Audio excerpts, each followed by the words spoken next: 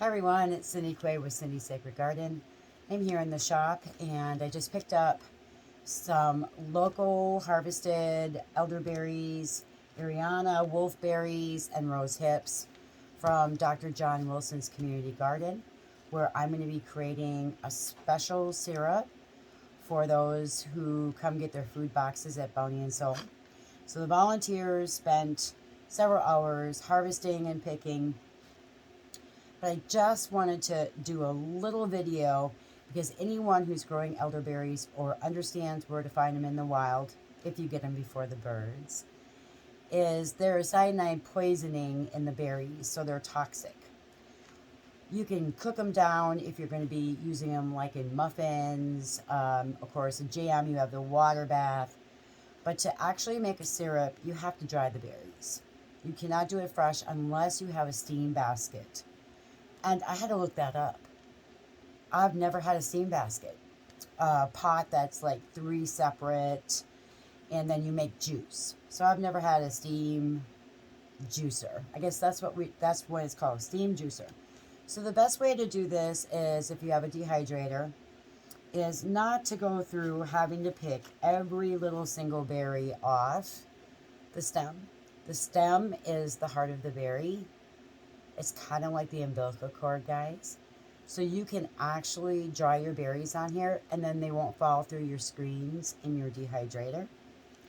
And it's pretty simple, and you're just going to be cutting off small little pieces of where, get my glasses on, of where the berries stem off of the main stem. And this allows you to put it in your dehydrator to dehydrate. And it's going to take at least a day, if not 2, to dehydrate. Depends on the heat setting of your dehydrator, the power of it. So I have 2 different types of dehydrators here. One, it's like herbs are at 85-90, and the other one's 165. I'm going for 165. I'm going to be offering this back outside to my birds. Whatever little is left on here, they'll enjoy that. So we all know about elderberries. They have the wonderful ability to boost your immune system. And exclusively during COVID, we sold, I cannot tell you how often we made our elderberry syrup, which I've been making for over a decade. But the elderberries have the vitamin C. They are an antioxidant, and then for your immune system. I want to give a little side note of caution, though many of my customers, friends, and family who have autoimmune deficiencies, it's more of a test on it to see how well it works with you or if it counteracts with you. So those people who are really careful and feel cautious or in pregnancy, then I suggest not to use elderberries. So now I'm just cutting off some of the small ones around the green. And this is a little process, by the way, guys, but it's not that bad to do. And then I just keep a bucket here to put that in. But for those who are, I'll go back to it, autoimmune compromised, echinacea is a friend of yours.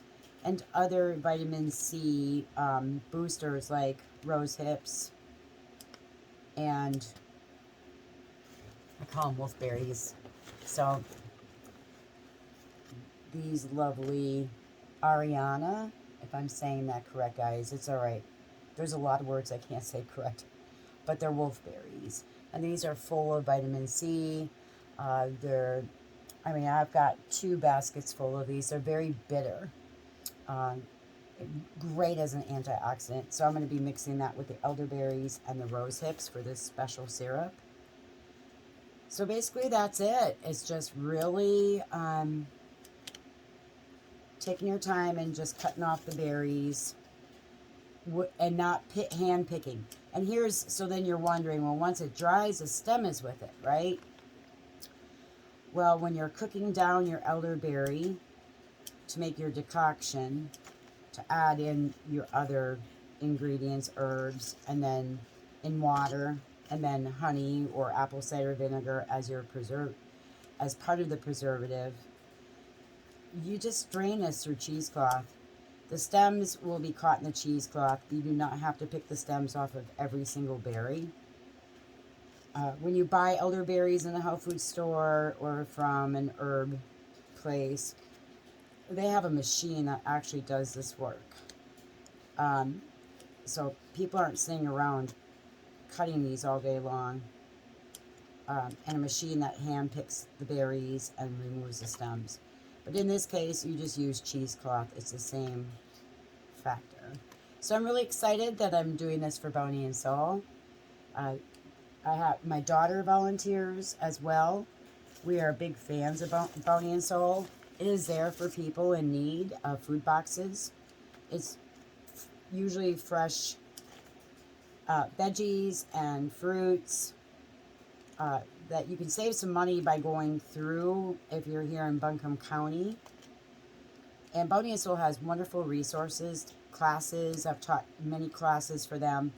And I'm just really honored that I'm going to be making this beautiful syrup that will be handed out during one of the few food distribution lines in the near future.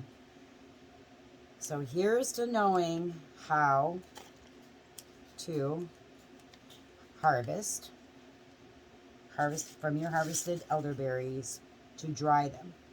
Like I said, don't eat these raw. They can give you diarrhea, headache, cyanide poisoning, guys.